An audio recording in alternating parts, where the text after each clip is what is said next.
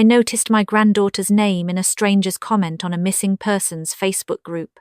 I almost scrolled past it. It was late, nearly 11 at night, and I had been sitting in my reading chair with a cup of chamomile going cold on the side table, doing what I had been doing most evenings for 2 years, trying not to think about Sophie. The comment said, "Saw a young woman matching this description outside the Walmart on Route 9 inches Millbrook. She had a little girl, maybe 2 years old. They were sitting on a bench with a duffel bag. Looked like they needed help." My heart stopped. Sophie had a daughter, my great-granddaughter Clara, who had just turned 2 in September. And Sophie's husband, I will call him Derek, because saying his name still makes my jaw tighten. Derek had told me, 9 months after the wedding, that Sophie had packed her things and left, that she had met someone else, that she had chosen to walk away from her daughter, from her marriage, from all of us. I had believed him. God help me, I had believed him for 2 years. I put down the chamomile. I picked up my car keys. My name is not important. What is important is that I am 67 years old, I have bad knees, and I drove 4.5 hours through the dark on a Tuesday night because a stranger left a comment on Facebook. My daughter, Sophie's mother, had passed 6 years prior. Sophie was the last of my blood that still felt like home. When Derek told me she had gone, something in me went quiet in a way I could not explain. Not grief exactly, more like a door closing in a house you still have to live in. I had tried calling Sophie's number for months. Disconnected.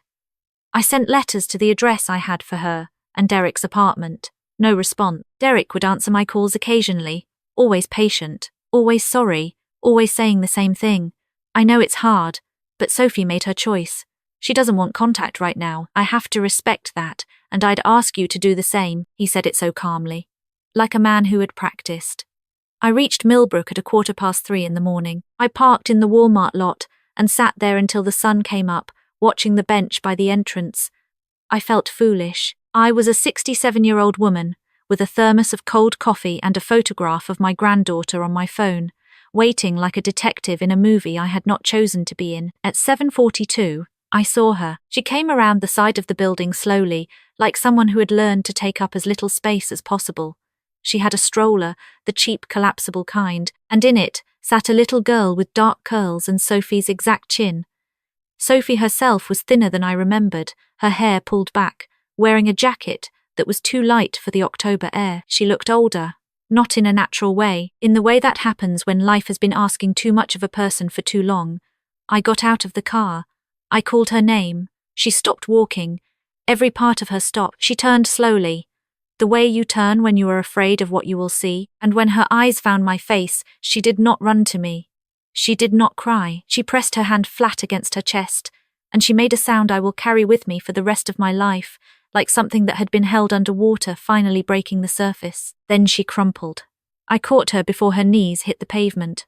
Little Clara looked up at us both with wide, uncertain eyes, and then patted her mother's arm very seriously, the way toddlers do when they sense something big is happening around them. I held my granddaughter on the sidewalk outside a Walmart in Millbrook while the morning shift workers walked past us, and I did not let go for a long time. When Sophie could speak, the first thing she said was, "He told me you didn't want to hear from me anymore." I pulled back and looked at her face.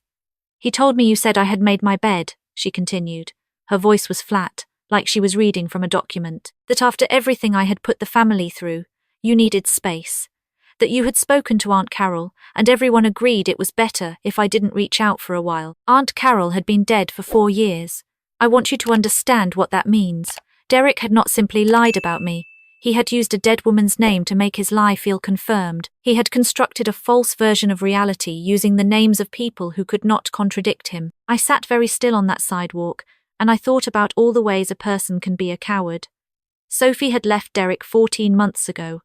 Not because she had found someone else. Because one night, after Clara had a fever that spiked to 104, Sophie had called me, had tried to call me, and Derek had shown her a text exchange on his phone that appeared to be from my number saying I was travelling and could not be disturbed. She had never seen the exchange before. She did not know he had a second phone.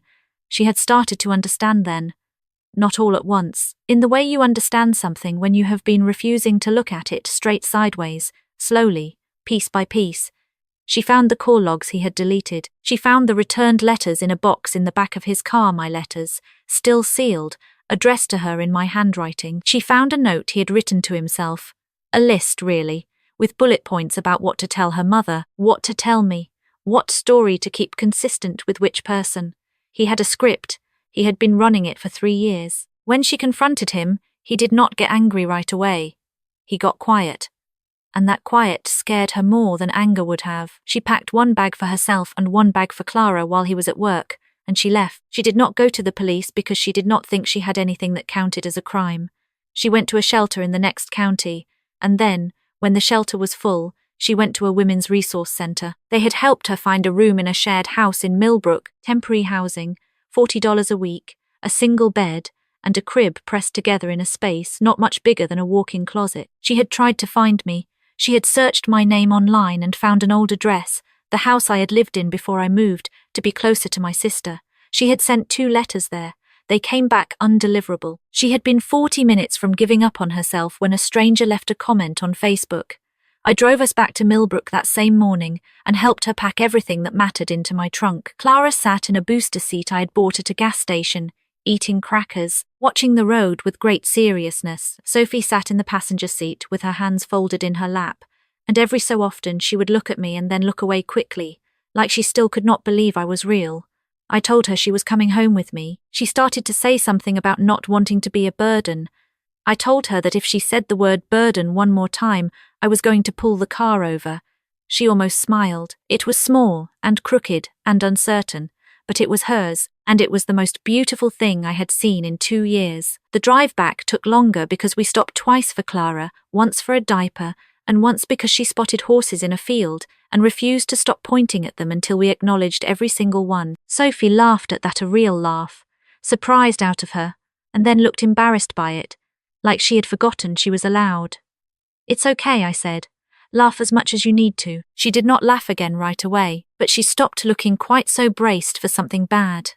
My neighbor Patricia met us in the driveway. I had called her from the road because Patricia is 71 years old, has strong opinions about casseroles, and is the most capable person I have ever known in a crisis. She had made up the guest room, set up a portable crib she had borrowed from her daughter, and left a tray of food on the kitchen table without being asked for any of it. Clara walked into the house, looked around at the high ceilings and the big windows and the bookshelves, and said, with tremendous authority, "Big." Sophie sat at my kitchen table and ate a full meal for what I later learned was the first time in several days. She had been careful with money. Too careful, in the way of someone who has had to be. That night, after Clara was asleep, Sophie told me everything, not in order, in the way trauma comes out sideways, jumping, doubling back. I did not interrupt. I made tea. I listened. Derek had started the isolation slowly, the way these things always start. A comment here, a concern there. Your grandmother worries too much. She makes you feel guilty. She doesn't trust us as a couple. He had positioned himself as the reasonable one, the one who was protecting their marriage. And Sophie, who had lost her mother young and had always been a little afraid of losing people, had tried to be the good wife. She had pulled back from me gradually, thinking she was being mature. By the time she understood what was happening, he had built walls on every side and convinced her she had chosen them herself. He had gone further than that, though. Sophie had a small inheritance from her mother, not a large sum, about $40,000 held in a joint account they had opened together. When Sophie left, she found the account had been emptied 4 months prior. Derek had moved the money into a personal account she had no access to. He had done it carefully, in small transfers, over the course of 7 weeks. He had also, Sophie told me quietly, contacted the daycare Clara had been attending and told them Sophie had voluntarily relinquished custody. When Sophie had tried to pick Clara up one afternoon, they had called him. He had arrived 20 minutes later and told the staff, in front of Sophie, that she was experiencing a mental health episode and he was concerned for the child's safety. They had let him take Clara. Sophie had not slept that night. She had called the police. They had told her it was a civil matter. She had called a lawyer whose name she found on a flyer at the resource center, and the lawyer had helped her file an emergency motion, and Clara had been returned to her within 72 hours. But those 72 hours, Sophie said, looking at her hands, those 72 hours had changed something in her. I understood what she meant. Some fears, once you have lived inside them, do not fully leave. The next morning, I called my own attorney. His name is Robert, and he has handled my affairs for 15 years. And when I explained the situation, he was quiet for a long moment and then said, "Tell me everything, and do not leave anything out." I told him everything. Over the following week, Robert and a family attorney he recommended a woman named Diana who spoke quietly and moved fast, began building a picture. The picture was not pretty. The financial transfers were documented. The daycare incident was on record. There were text messages Sophie had saved, screenshots she had taken before she left, small things she had thought might not matter that turned out to matter enormously. There was also Derek's mother. I had not mentioned her yet because I was still deciding how to say it. Derek's mother, a woman named Patrice, had known. Not everything. I do not believe she knew the full scope of what her son had built, but she had known that Sophie had not left willingly, and she had said nothing. She had accepted the story Derek told, because it was easier than the alternative. She had taken Clara for weekends during the period Derek still had partial access, and she had not asked questions. Diana located a voicemail Patrice had left on Derek's phone. He had kept it, which was either arrogance or carelessness, and with men like Derek, the line between those two things is thin. In the voicemail, Patrice said, "You need to be more careful about what you say to people. If she ever finds a lawyer, you're going to have a problem." She had known enough to be afraid of what would happen if Sophie found help, and she had stayed quiet. Diana's face when she played that voicemail was composed and professional. Mine was not. Robert called Derek's attorney. Derek had retained one. The moment he understood Sophie had resurfaced and arranged a meeting, not at Derek's lawyer's office. At mine, in my house, in my living room, with Robert and Diana on one side, and whatever Derek chose to bring on the other. Derek came with his attorney, a man named Gary who had the look of someone used to winning on paperwork. Derek himself came in wearing a pressed shirt and an expression of controlled exasperation, like a man who had been inconvenienced unfairly and planned to say so. He looked at Sophie, who was sitting beside Diana with her hands folded and her chin level, and something moved across his face that I can only describe as recalculation. Then he looked at me. I did not say anything. I had learned from Sophie's story that silence, in the right hands, is not a weakness. It is a room where the other person has to fill the space. Gary opened by stating that his client was prepared to discuss a co-parenting arrangement and had several concerns about the current living situation of the child. Diana cut him off. Not rudely, just cleanly. "The way you trim something that doesn't need to be there." She placed the bank transfer records on the table. Gary's expression shifted. Derek looked at the papers and then looked at a point somewhere behind our heads. Diana placed the daycare incident report beside it. Then Robert, who had been quiet until now, placed a document that had arrived that morning from a forensic accountant. The $40,000 had not stayed in Derek's personal account. It had moved through 2 more accounts and was partially used to pay 6 months of rent on an apartment Derek had maintained separately, an apartment Sophie had not known about during the last year of their marriage. The room got very quiet. Derek said, "That's not what it looks like." Robert said, "Then explain what it looks like." Derek looked at Gary. Gary looked at the table. Neither of them explained anything. Sophie spoke. She had not said a word until that moment, and when she did, her voice was steady in the way of someone who has decided they are done being afraid. She said, "You told my grandmother that I didn't want to hear from her. You used my aunt's name, my aunt who died. You made me think she had cut me off, and you made her think I had chosen to disappear. And you did it on purpose, so that I would have no one to call when I understood what you were doing." Derek opened his mouth. "I'm not asking you to explain," Sophie said. "I already know why. I just wanted to say it out loud in a room where people could hear it." The silence after that was a different kind of silence, the kind that comes when truth has been said clearly and there is nowhere for a lie to fit anymore. Gary leaned over and spoke quietly to Derek. Derek's jaw worked for a moment. Then he sat back.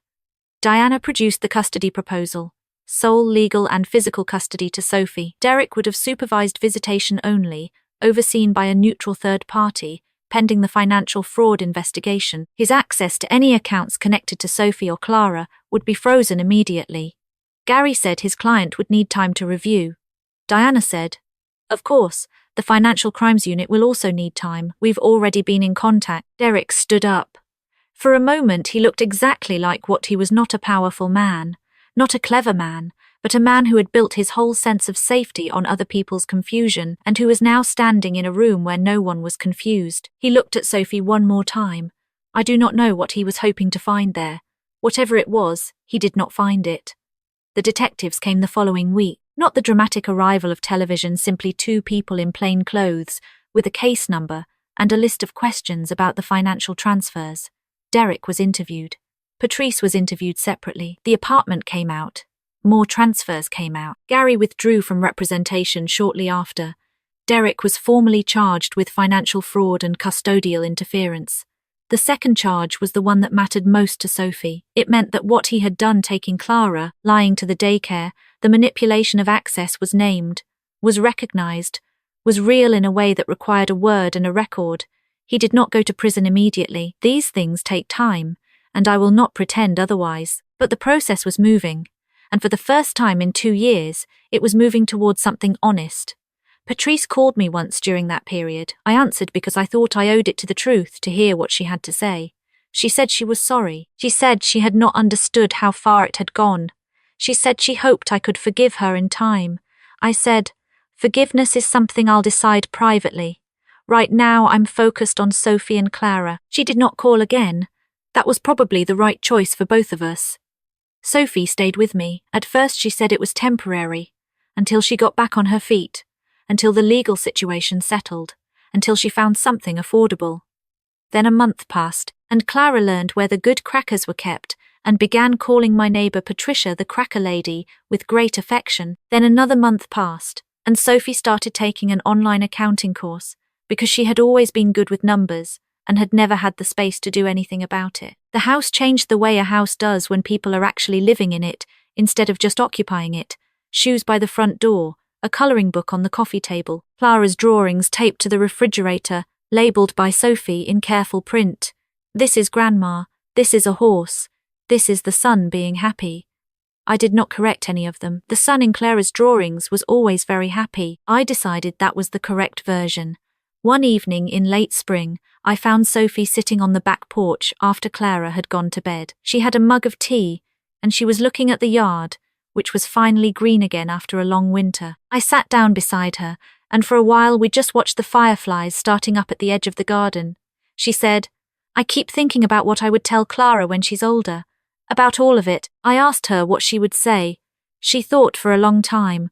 I think I'd tell her that being controlled doesn't mean you're weak. It means someone worked very hard to make you feel like you had no options. And I'd tell her that the moment you find one option, just one, you take it. Even if it's just a stranger's comment on Facebook at 11 o'clock at night. I reached over and put my hand on hers. I'd also tell her, Sophie added, quieter now, that the people who really love you don't make you earn it back. They just open the door. I did not trust myself to speak right away. The fireflies kept going. The trees at the edge of the yard moved in a small wind. Inside the house, somewhere upstairs, Clara was sleeping with the nightlight on, and the stuffed elephant I had found at a consignment shop tucked under one arm. I thought about the 2 years, about all the evenings with cold chamomile and a quiet house, about the letter I had written to Sophie's old address that she had never received, about the night I had almost not opened Facebook at all. You cannot get back stolen time. I know that. Sophie knows it better than I do, but there is something that can grow in the place where lost time used to be not a replacement, not a fix, but something new and stubborn and real that belongs to no one who tried to take it from you. We sat there until it got too cold, and then we went inside, and Sophie made more tea.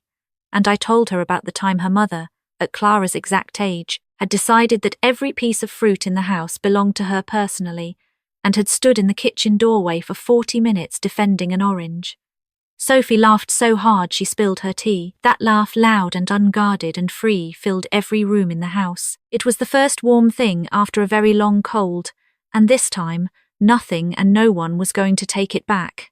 If this story reached something in you, please like and share it, because the truth about how isolation works is something more people need to hear. And if you believe that family means protecting each other, not owning each other, then you already understand what this story is really about.